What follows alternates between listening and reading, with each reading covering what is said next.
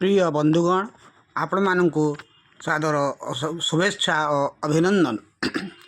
आम संस्कृति और आम परंपरा इतिमध्य 12 मासरे 13 पर्व आम ओडिया समाज रे प्रचलित अछि।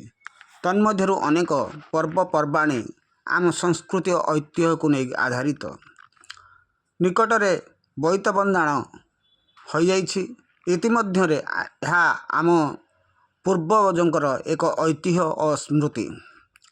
आम स्मृति बिना आम चलिबा मध्य असंभव, किंतु आमर जो परंपरा और संस्कृति को पालन करुछे ताकू मध्य आम परिवेश को सुस्थ रखिबार दायित्व आम मानकर।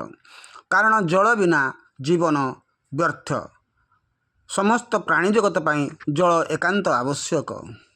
एवं जल प्रदूषण हेले नाना रोग व्याधि व्यापे, नाना असुविधार सम्मुखीन हुअन्ते प्राणी समाज।